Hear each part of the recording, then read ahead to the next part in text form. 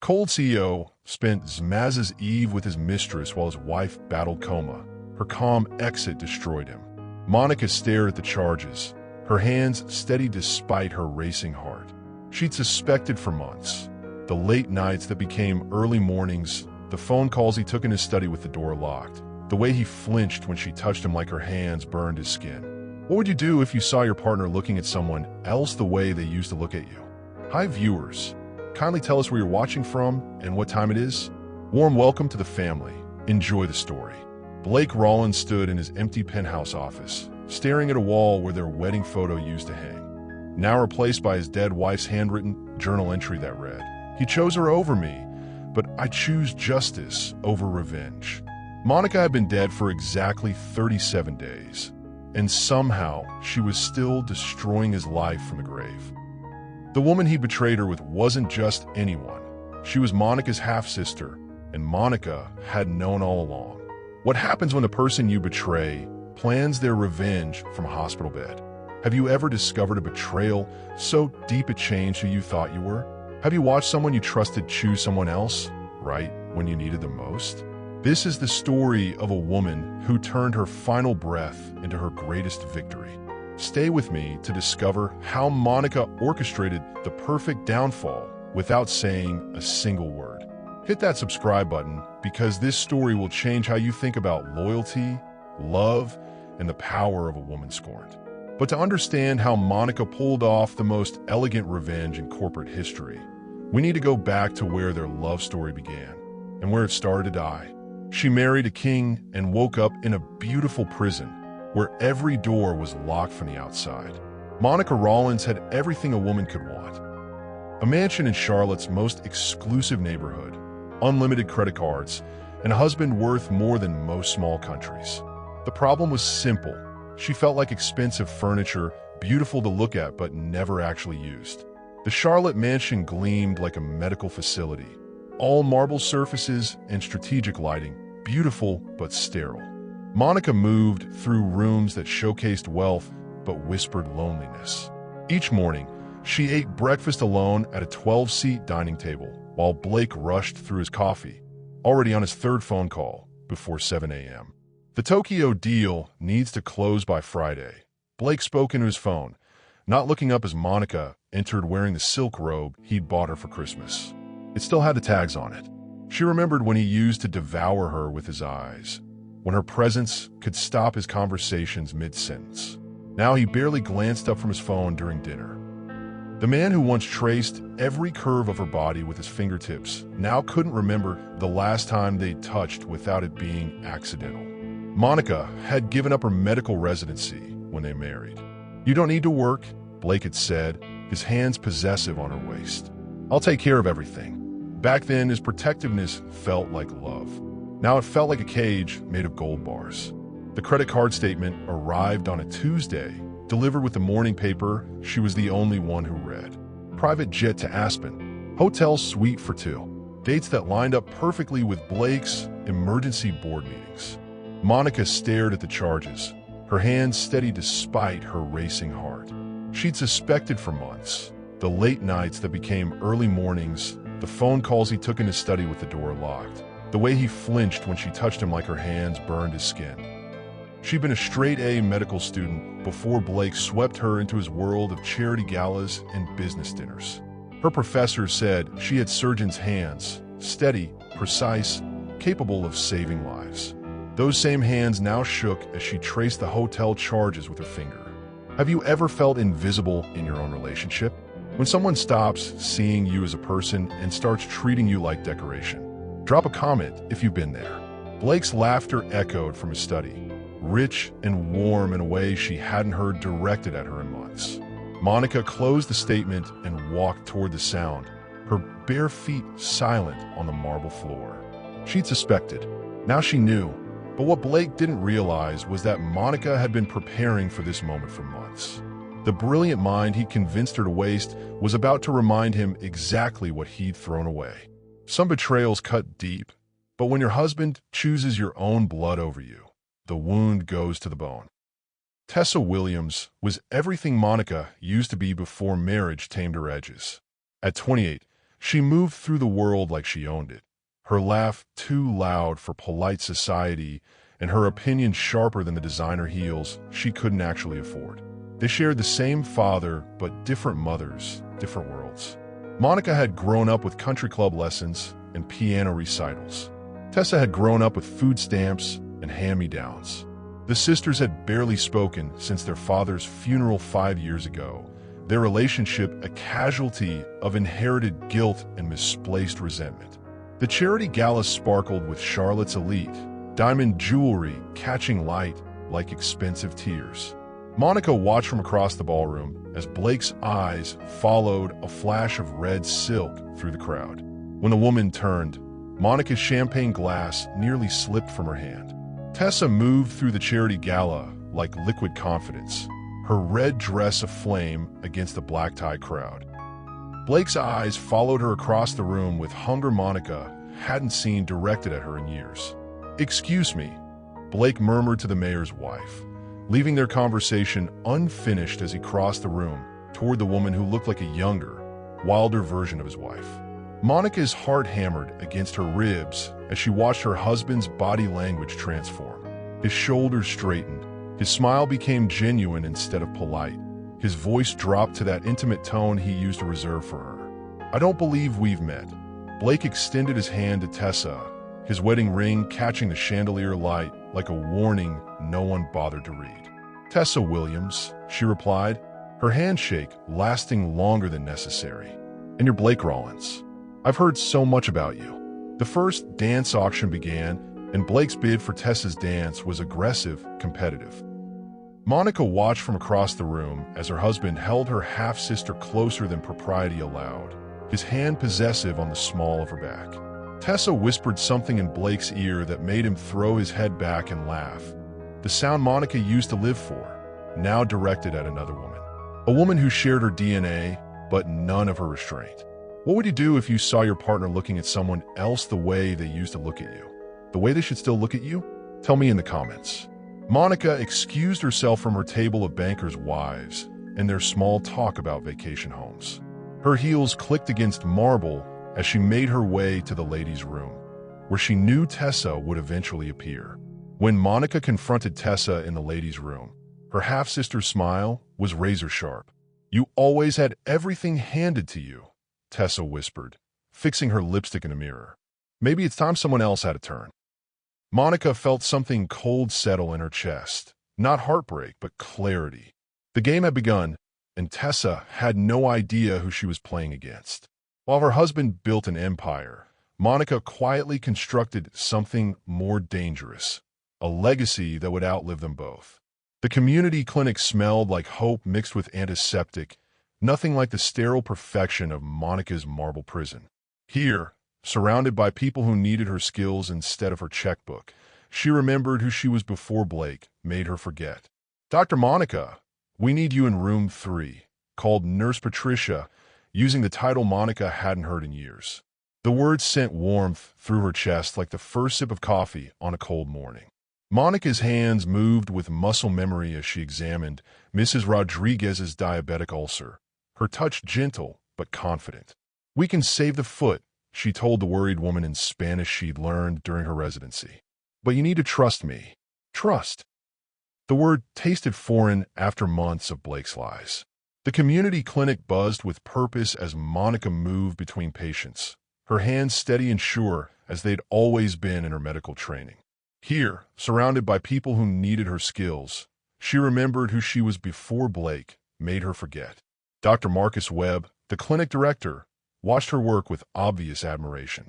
"You have a gift," he said during their coffee break, his eyes holding hers longer than necessary. "These people need doctors who understand their struggles." Monica felt Marcus's attention like sunlight after months in shadow. When was the last time someone had looked at her like she mattered for more than her appearance? When had anyone seen her mind instead of just her body? "I want to do more," Monica told Marcus, her voice stronger than it had been in months. "I want to build something that lasts." That night, alone in Blake's study while he worked late again, Monica researched nonprofit law until her eyes burned. Foundation paperwork, board structures, funding requirements. She devoured it all like a woman starved for purpose. The foundation paperwork was complex, requiring signatures and approvals Blake would never give if he understood what he was signing. Monica waited for the perfect moment when Blake was distracted by another late-night call with Tessa. "Just sign here, honey," Monica said, sliding the documents across his desk while he whispered sweet words to another woman. Charity stuff for tax purposes. Blake signed without reading, too distracted by Tessa's latest text to pay attention to his wife. His signature granted Monica power of attorney for all medical emergencies and charitable endeavors, a clause that would prove more valuable than he could imagine. Have you ever rediscovered a part of yourself you thought was lost? When did you realize your worth wasn't tied to someone else's attention? Share your awakening moment. Within 2 weeks, Monica had quietly secured backing from 3 of Blake's biggest business rivals, men who'd been waiting years for a way to hurt the golden boy of Charlotte's healthcare industry. They saw her nonprofit as charity. She saw it as a weapon loaded with good intentions and legal immunity. The foundation paperwork was filed on a Friday. By Monday, Monica had everything she needed to destroy her husband's empire while building something beautiful from its ashes. The best part? Blake's signature was on every document, giving her the power to save lives while ending his career. He'd signed his own death warrant without even knowing there was a war. She called him 17 times that Christmas Eve. He answered none of them. The 18th call would be her last. Snow fell outside the Charlotte mansion like nature's funeral shroud as Monica packed her overnight bag. The silence in the house was deafening. No Christmas music, no laughter, just the hollow echo of a marriage dying one ignored call at a time. Blake's Instagram stories painted a different picture. Champagne glasses clinking against mountain views. Tessa's laugh echoing across expensive hotel rooms. His arm around her waist like she was a prize he'd won instead of a secret he was keeping. Monica's phone showed 17 missed calls to Blake, each one a prayer he'd never answered. Her wedding ring caught the lamplight as she folded silk lingerie into her suitcase. The black set that used to make Blake forget his own name, now packed with the desperate hope it might remind him of hers.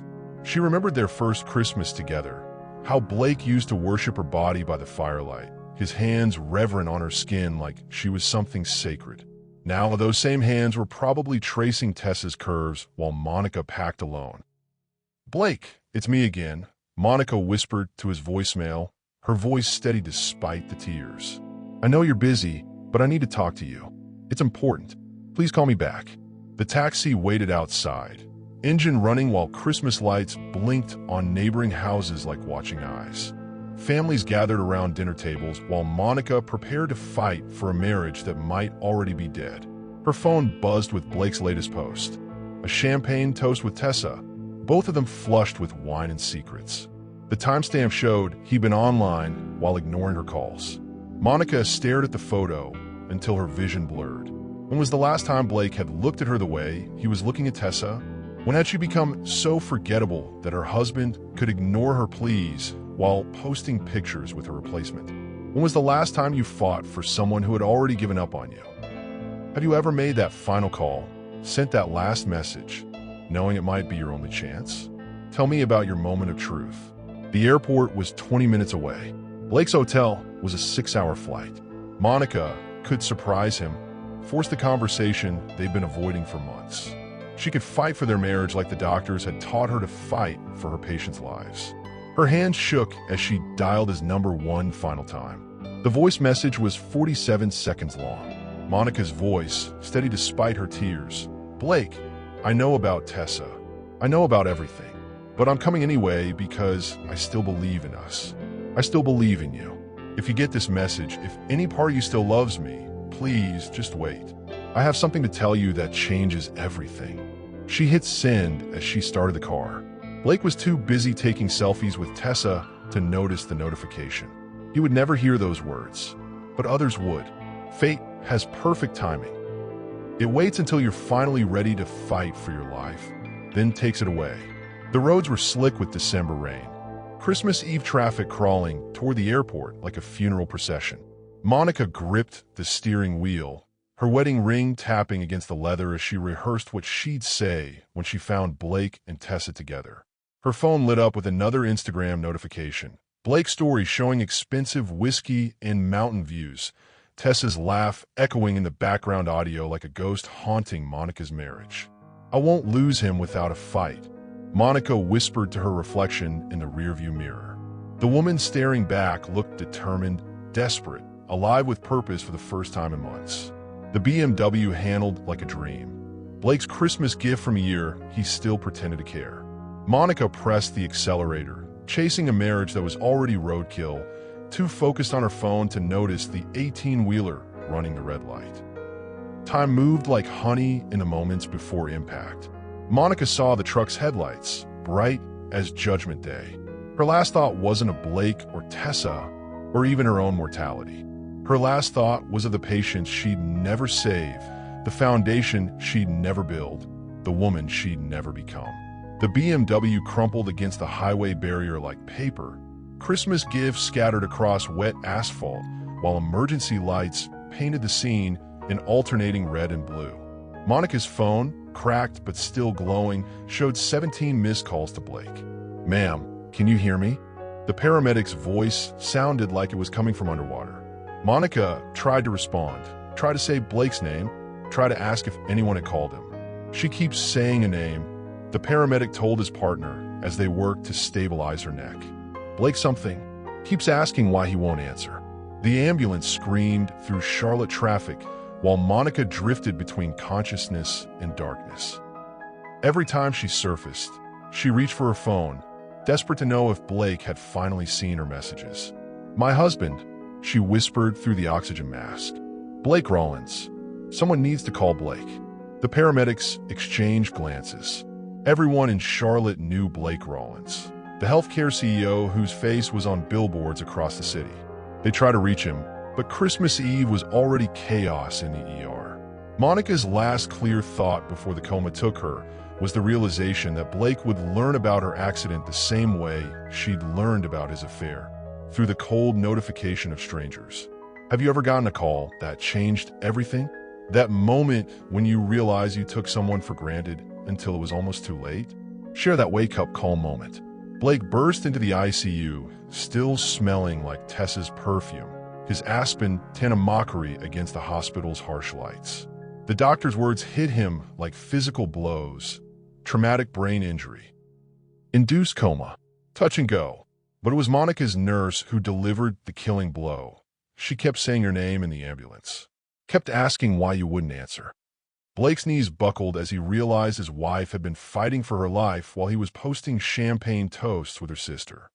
He sat by her hospital bed for 14 days, holding the hand of a woman he'd forgotten how to love, begging her to wake up so he could remember. The ICU became Blake's world. Beeping machines and sanitized air, the steady rhythm of Monica's ventilator, the only conversation they'd had in months. Her face, peaceful in unconsciousness, looked younger, like the medical student he'd fallen in love with 7 years ago. Blake's designer suits hung loose on his shrinking frame. He hadn't left the hospital except to shower and change clothes, afraid Monica might wake up and find him gone like he'd been gone for everything else that mattered. Talk to her, urged Dr. Sarah Kim, Monica's neurologist. Coma patients can sometimes hear familiar voices. It might help, but what could Blake say? That he was sorry? That he'd thrown away the best thing in his life for a woman who reminded him of what Monica used to be before he broke her spirit? "I found your voice message," he whispered to Monica's still form, his thumb tracing circles on her palm. "All 18 of them.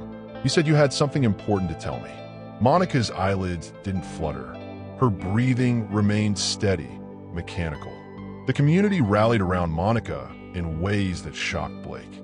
Her clinic patients sent flowers, handmade cards, prayers in 3 different languages. Former medical school classmates flew in from across the country. The hospital room overflowed with evidence of a life Blake had never bothered to see. "She saved my daughter's life," Mrs. Rodriguez told Blake in broken English, her weathered hands clutching a rosary. "Free clinic, no insurance, no questions. Dr. Monica, she has hands like an angel." Blake stared at this stranger who knew his wife better than he did. When had Monica been working at a free clinic? When had she learned Spanish? How many lives had she touched while he was busy touching someone else? His phone buzzed constantly with messages from Tessa. "Where are you? The press is asking questions. We need to talk." Blake turned off his phone. For the first time in months, Tessa could wait. Have you ever realized you loved someone most when you thought you might lose them? When crisis showed you what really mattered? Drop a heart if you've been there. On day 14, Monica's eyes fluttered open like butterfly wings testing the air. Blake leaned forward, hope flooding his chest for the first time in weeks. "Monica? Baby, can you hear me?" Her brown eyes focused slowly, confusion giving way to recognition. Then something harder. Something that made Blake's blood turn to ice water. When their eyes met, Monica's gaze was clear, steady, and completely devastating. "I heard your voice message," she whispered, her voice like broken glass. Blake's heart stopped. He had never left a voice message, which meant she had heard his. All of them. Every drunk confession to Tessa. Every plan they'd made. Every cruel laugh about his boring wife. Monica had been conscious longer than anyone knew. She forgave him with her words and destroyed him with her silence. Monica's recovery was medically miraculous and emotionally devastating. Within a week, she was sitting up talking, smiling at Blake like nothing had changed. But everything had changed, and they both knew it. "I forgive you," Monica said on a Tuesday morning, her voice steady as a surgeon's hands. The words should have brought Blake relief. Instead, they felt like a death sentence pronounced with perfect calm. "Monica, let me explain." "There's nothing to explain." Monica's smile was radiant, terrifying. "You fell in love with someone else. These things happen. We'll work through it." Blake wanted her to scream, to throw things, to fight for their marriage with the same fire she'd once shown in medical school. This calm acceptance felt like standing in the eye of a hurricane, knowing the worst was yet to come. The press loved the story of the devoted wife who forgave her cheating husband after nearly dying alone. Monica played the part perfectly, holding Blake's hand for cameras while her eyes promised consequences he couldn't imagine. "She's handling this better than expected," Blake told his lawyer, desperate for reassurance that Monica's forgiveness was real. "Or she's planning something," his lawyer replied. "In my experience, the quiet ones are the most dangerous." Monica moved through their home like a ghost made flesh, beautiful and untouchable. She smiled at Blake's apologies, nodded at his promises, and planned his destruction with surgical precision. Blake found Monica in her study, surrounded by medical journals and legal documents. The room had been redecorated while she was in the hospital. Her medical degree hung prominently on the wall, along with photos of her clinic work he'd never bothered to notice. "What's all this?" he asked, trying to read over her shoulder. Monica's smile was radiant as she closed the laptop. "Just some charity work, darling. Nothing that would interest you." But Blake caught a glimpse of one document before she could hide it, his company's incorporation papers. And at the bottom, a signature he didn't remember giving. His signature, transferring assets to Monica's foundation. "When did I sign this?" Monica's laugh was like silver bells hiding razor blades. "The night I woke up from my coma. You were so grateful, so guilt-ridden, you signed everything I asked for. Don't you remember?" Blake's memory of that night was a blur of relief and whiskey. He'd have signed anything to prove his devotion, to show Monica he'd changed. "You said it was insurance paperwork," he said slowly. "It was insurance for me. Against you." Is there a difference between forgiveness and strategy? Can you love someone while planning to leave them? Tell me what you think true forgiveness looks like. Blake stared at the documents scattered across Monica's desk. Foundation bylaws, board appointments, asset transfers. His signature was on everything legal and binding. "What exactly are you planning?" he asked, his voice barely above a whisper. Monica stood, smoothing her silk blouse with hands that no longer shook. "I'm planning to save lives, Blake. Isn't that what you've always said you wanted? To make a difference in the world." The trap was closing, and Blake was finally beginning to understand that his wife's forgiveness came with terms and conditions he'd never bothered to read. She played the role of devoted wife so well that even she almost believed it. until Blake gave her one final reason to remember who she really was.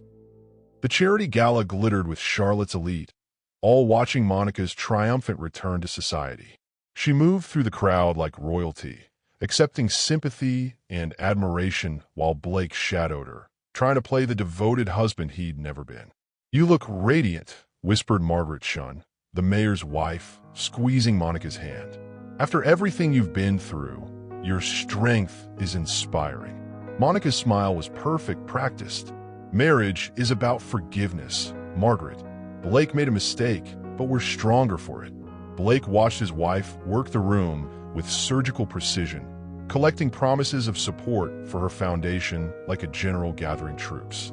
Every conversation ended with a business card exchanged, a donation pledged, a connection made. "She's remarkable."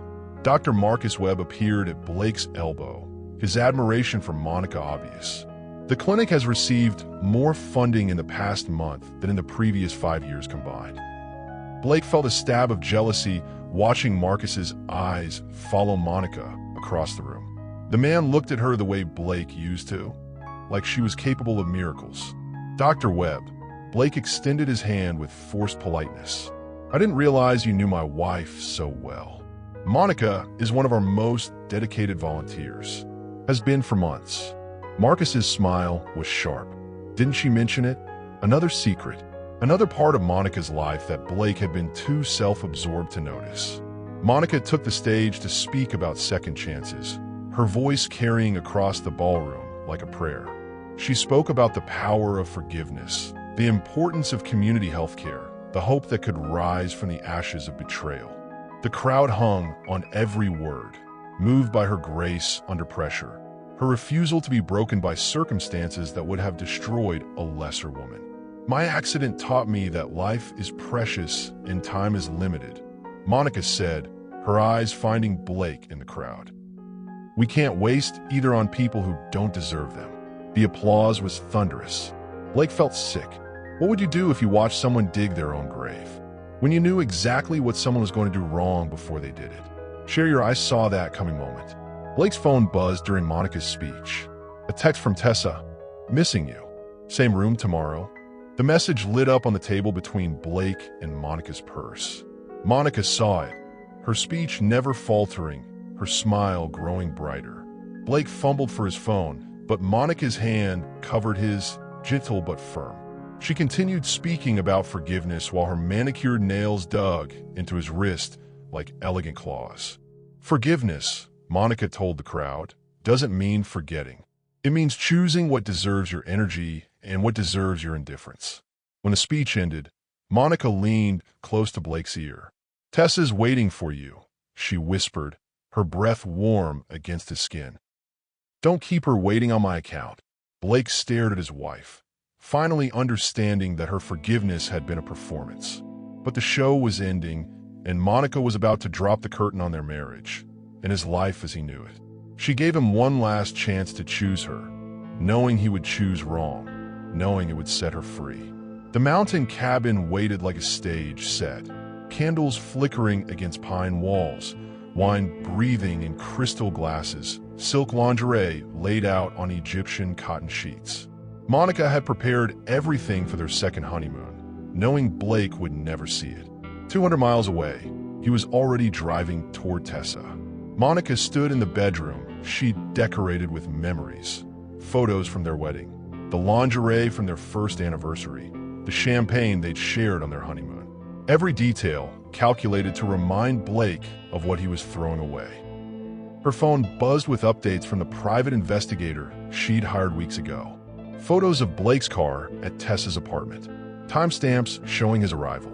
Evidence that would be useful later. "Choose me," Monica whispered to the empty cabin, knowing he wouldn't, knowing that his predictable selfishness was exactly what she needed to complete her plan.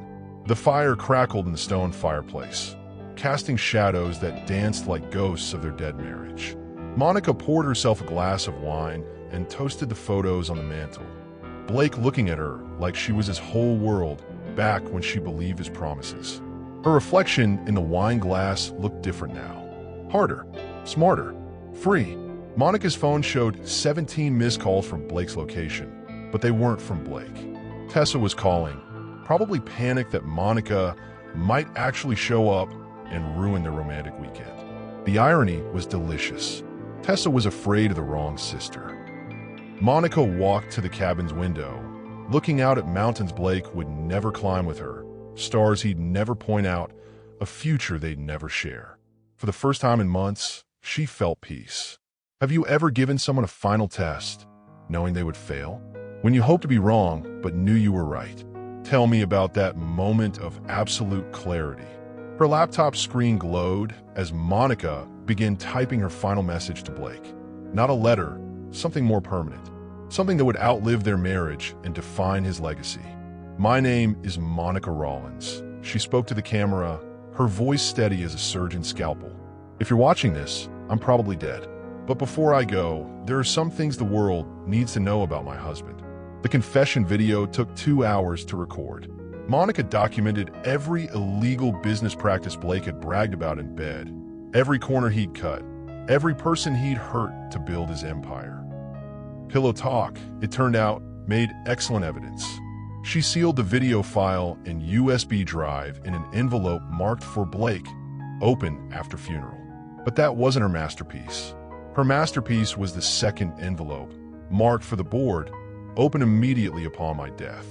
Inside was documentation that would transfer control of Blake's company to her foundation, using the power of attorney he'd drunkenly signed.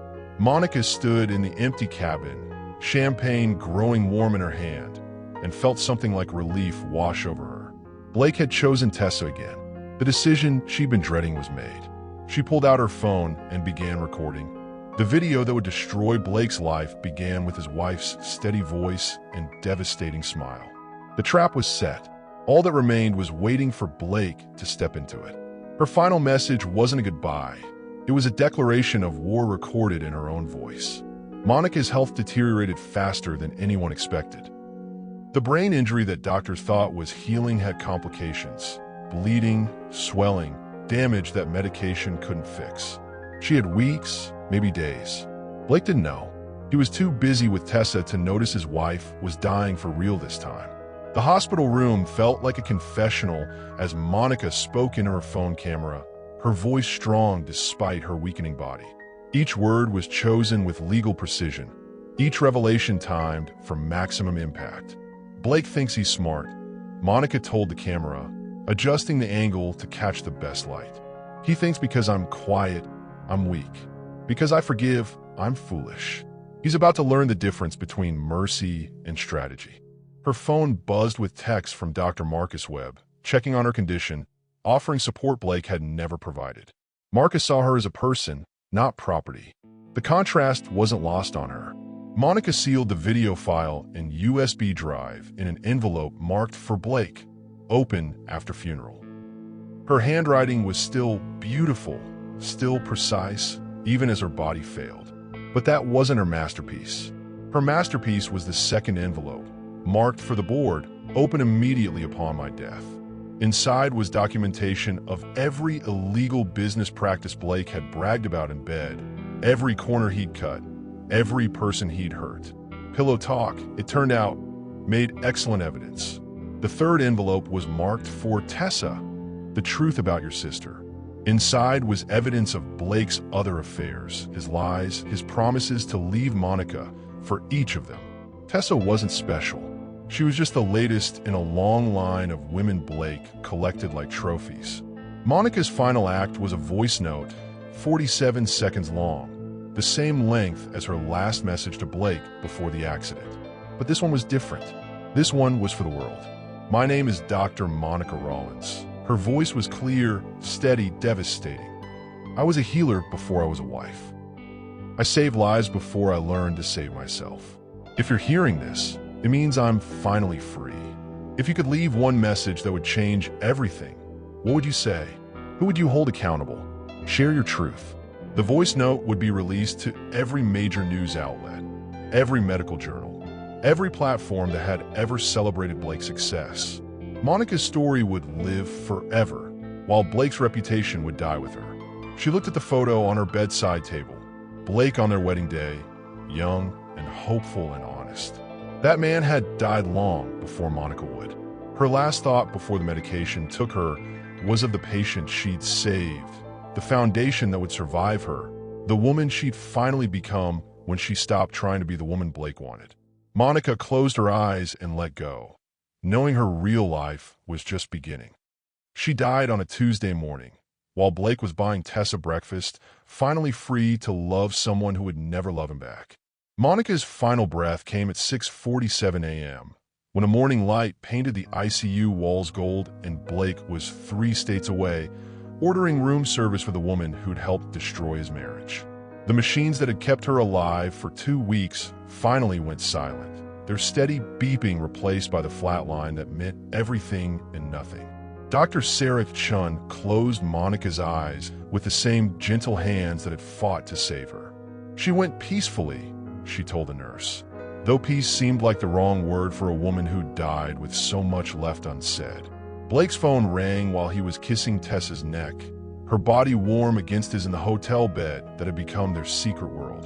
The call came from Charlotte General, a number he didn't recognize because he'd been too busy playing house to learn his wife's medical team. Mr. Rollins? This is Dr. Chun. I'm afraid I have difficult news about your wife. Blake's blood turned to ice water. He'd been expecting this call for days, but somehow thought if he ignored the possibility, it wouldn't become real. Tessa watched from the bed as Blake's face went white, her expression shifting from sleepy satisfaction to something like concern.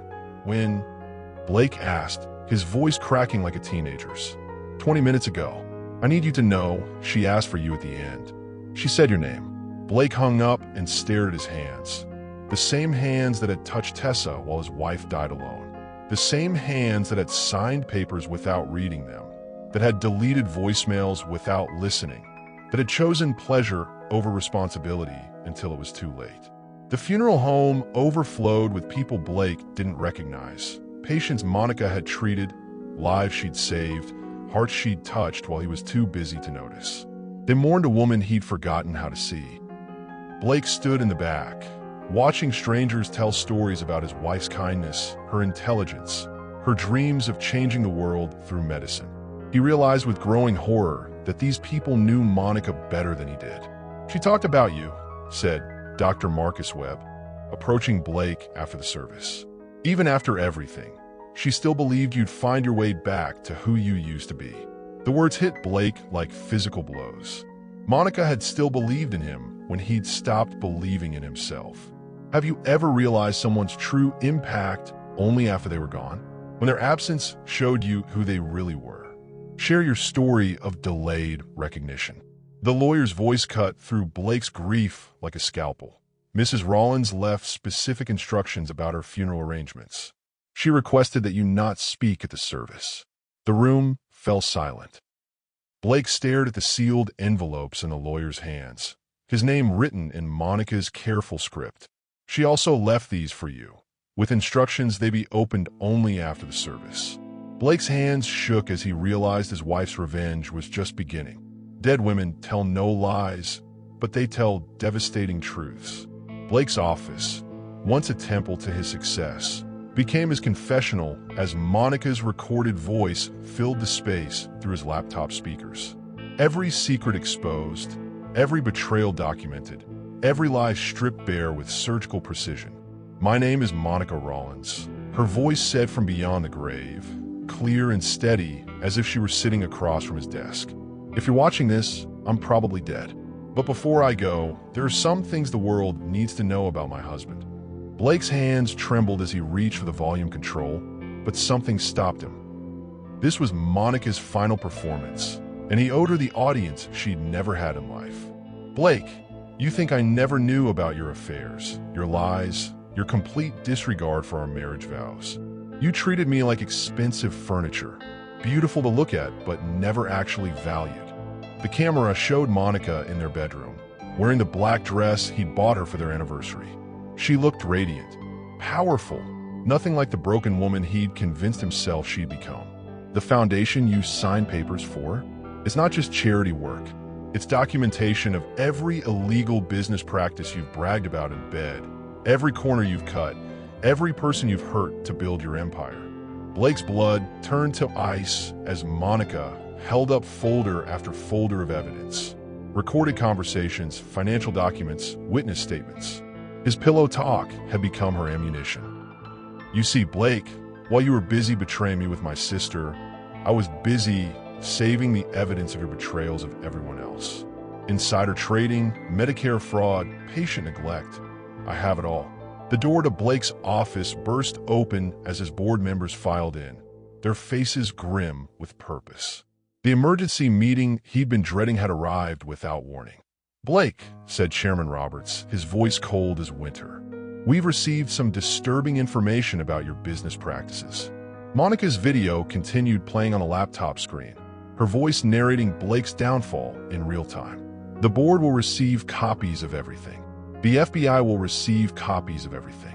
The media will receive copies of everything." Blake watched his empire crumble as Monica's posthumous testimony destroyed 20 years of work in 20 minutes. Stock prices plummeted, federal investigations launched, business partners distanced themselves like he had contracted a fatal disease. His phone buzzed with text after text, reporters wanting statements, lawyers offering services, friends who were suddenly too busy to return his calls. What's more devastating, being caught in a lie or realizing someone let you hang yourself with it? When has someone's patience been their greatest weapon against you? But Monica saved the best for last. Her final words echoed through the office as his former colleagues filed out, leaving him alone with his destruction. "Blake, if you're watching this, know that Tessa came to me 6 months ago. She told me everything. Your plans, your promises, your pathetic attempts to leave me. I didn't fight for you because I realized something beautiful. You weren't worth fighting for. But she was never trying to steal you from me. She was helping me document everything. My sister always was the better actress." Blake's world imploded as he realized both women had been playing him from the beginning. The woman who stole his heart was the same woman who helped his wife break it. Tessa stood in Blake's destroyed office like an angel of justice, no longer the seductive temptress, but Monica's avenging sister. Her smile was sharp as broken glass as she watched his world burn around him. "You look surprised," Tessa said, settling into the chair across from his desk like she owned it. "Did you really think I'd help you destroy my sister?" Blake's mouth opened and closed like a fish drowning in air. The woman he'd risked everything for, the woman who'd made him forget his marriage vows, had been working against him the entire time. "Monica called me 6 months ago," Tessa continued, examining her nails with casual indifference.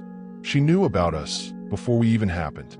She predicted every move you'd make because you're exactly as predictable as every other cheating husband." The truth hit Blake like a physical blow. Every secret meeting, every stolen kiss, every promise he'd whispered in Tessa's ear had been reported back to his wife like intelligence from enemy territory. "She didn't want to hurt you at first," Tessa said, her voice softening slightly. "Monica still loved you, even after everything. But you kept choosing me over her, kept humiliating her in public while she was building something beautiful with her foundation." Blake thought back to all the times Tessa had asked innocent questions about his business, his deals, his methods. He'd bragged to her like a peacock showing off his feathers, never realizing she was taking notes. "The Christmas Eve posts were Monica's idea," Tessa admitted, watching Blake's face crumble. "She wanted documented proof that you ignored her emergency calls while partying with me. Every photo, every story, it was all evidence for the lawyers." Blake's desperate attempt to reach for Tessa's hand was met with cold rejection. She pulled away like his touch burned her skin, the same way Monica had in their final months together. "You never loved me," Blake whispered, the words tasting like poison. "Love you," Tessa laughed, the sound sharp and cutting. "Blake, I barely like you. You were just Monica's assignment. Prove that her husband was exactly as shallow and selfish as she suspected." The power dynamics had completely reversed. Blake, once the powerful CEO who controlled everything around him, now sat broken while the two women he'd underestimated celebrated his destruction from beyond the grave. Have you ever discovered that everything you thought you knew was a lie? When the person you trusted least was actually protecting someone you hurt? Tell me about your moment of truth. Tessa placed a final envelope on Blake's desk, her movements precise and final. From Monica, she wanted you to have this after you lost everything else. Inside was a single photograph. Monica in her wedding dress, radiant and hopeful, with a note on the back. "This is who I was before you taught me not to trust love." I hope she was worth it. But it was the second photo that destroyed him. Monica and Tessa together, laughing, planning, alive with purpose. Sisters united against a common enemy. Him. Her death gave birth to something more powerful than her life ever could. A legacy that would heal the world he'd helped break. The Monica Rollins Center for Medical Justice rose from the ashes of Blake's empire, bright, welcoming, everything his sterile corporate world had never been. Her photo in the lobby showed her as she truly was, a healer, a fighter, a woman who turned betrayal into triumph. Blake stood outside the medical center 6 months after Monica's death, watching through windows as lives were saved with money that used to buy his luxuries. The building hummed with purpose, patients flowing in and out like a heartbeat that kept the community alive. Inside DR, Marcus Webb led the team Monica had assembled, her vision becoming reality through hands that understood her mission. The free clinic served hundreds of patients weekly. The legal aid office fought insurance companies. The research division worked on cures for diseases that only affected the poor. Everything Blake had built for profit, Monica had transformed into hope. A young nurse approached him as he lingered on the sidewalk, her scrubs bearing the foundation's logo. Monica's handwriting turned into art that celebrated healing over hurt. "Excuse me," she said, her voice gentle but firm. "Are you Blake Rollins?"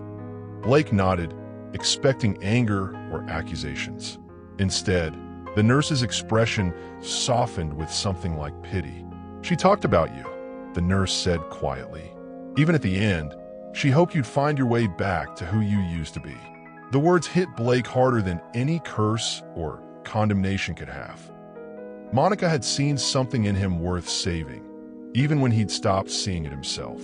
"Dr. Monica saved my daughter's life," the nurse continued. "Caught a heart defect other doctors missed. She never charged us a penny, never made us feel like charity cases. She just cared." Blake thought about his current life. Evicted from his penthouse, sleeping in a motel room, living off credit cards that would soon be maxed out.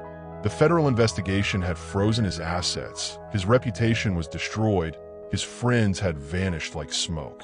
But Monica's legacy grew stronger every day.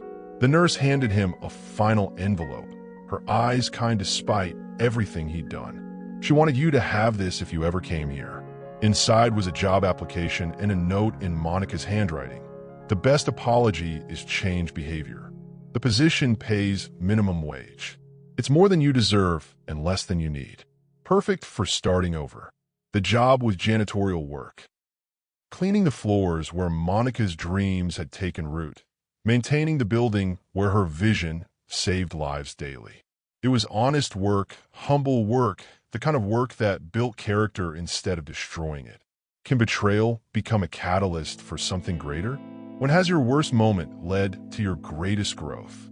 Share your transformation story. Blake stared at the application, his hands shaking as he realized Monica was offering him one final gift. Not forgiveness, but the chance to earn it through service to the people he'd spent his career exploiting. His signature on the bottom of the page looked nothing like the confident scrawl that had once commanded boardrooms and closed billion-dollar deals. It looked like the handwriting of a man learning to be human again. Some stories end with forgiveness, others with justice.